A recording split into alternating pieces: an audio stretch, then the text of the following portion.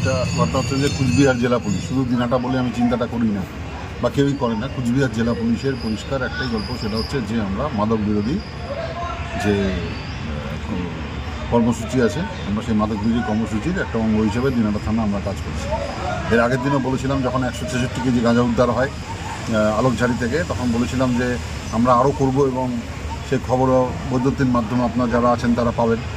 ফলে কালকে রাত্রিবেলায় 12:30 1টার দিকে খবর হয়েছিল গোসানি মারির 1 জিপির মধ্যে, জায়গাটার নাম কী ছিল, চকিয়ার পাড়া প্রথম খণ্ড, ওখানে একজনের বাড়িতে প্রচুর পরিমাণে গাঁজা লুকানো আছে।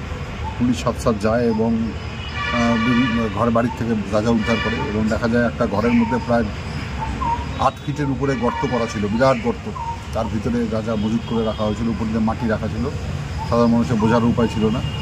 সেটা কালকে সারারাত্রি ধরে ওই গাঁজা উদ্ধার করে আমাদের যেটা এনডিপিএস কেসের আইনি প্রসেস আছে সবটা কমপ্লিট করে আজকে সকালবেলাতে আমরা ওখান থেকে ফিরেছি। অ্যাপ্রক্স 375 কেজি গাঁজা ওখান থেকে উদ্ধার হয় এবং এই আসামিটাকে কোর্টে পাঠানো হচ্ছে, খোকন বর্মন নাম আছে তার।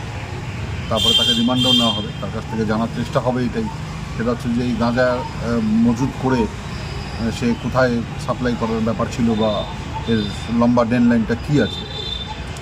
আর এটার অভিযান আমাদের কাছে আরও খবর আছে এবং সবটাই আমি একটা করে আপনাদের কাছে তুলে দেব। স্যার বলছিলাম, গাঁজা উদ্ধারে দিনাটা থানার পুলিশ যেমন একেবারে শুরু থেকেই সফল এবং বিভিন্ন জায়গায় অভিযান চালিয়ে গাঁজা সহ বিভিন্ন মাদকদ্রব্য উদ্ধার করছে, সেটা আমরা দেখে আসছি।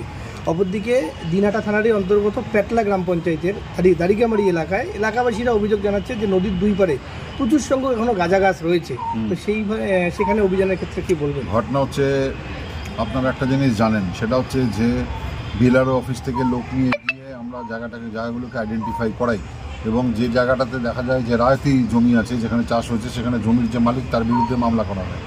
এবার নদীর চরের ক্ষেত্রে যেটা দেখা যাচ্ছে সেটা হচ্ছে ভেস্টেড ল্যান্ড, ওখানে কিন্তু কোনো রকম কারো নাই, মালিকানা বলে কিছু থাকে না। তথাপিও নদীর চরে কিন্তু আমরা বিভিন্ন জায়গাতেই করেছি, কিন্তু পরিমাণটা এতটাই বেশি আছে যে আমরা যতই করছি তাও কিন্তু মনে হচ্ছে যে হয়তো কাজটা কমপ্লিট হচ্ছে না। তো আমরা এটার দিকেও নজর আছে এবং অবশ্যই আমরা নদীর ধারেরগুলো করবো। এখন যা পরিস্থিতি আছে করে দেওয়ার পরে সেটা ডিস্ট্রয় করার জন্য আগুন দিয়ে পোড়াতে হবে, যে ঘটনা করবো এই ব্যাপারে নিশ্চিন্ত আপনারা খবর পাবেন এবং আপনাদের চ্যানেলের মাধ্যমেই সেটা আপনারা সবাই দেখাবেন যে আমরা কী করছি, কী প্ল্যানিং আছে। কালকে কয়জনকে? একজনই অ্যারেস্ট হয়েছে, ওর নাম হচ্ছে খোকন বর্মন। প্রায় 375 কেজি গাঁজা টোটাল প্রসেস সহকারে করা হচ্ছে, সারারাত্রি ধরে অভিযান চলছে। ঠিক, ধন্যবাদ স্যার।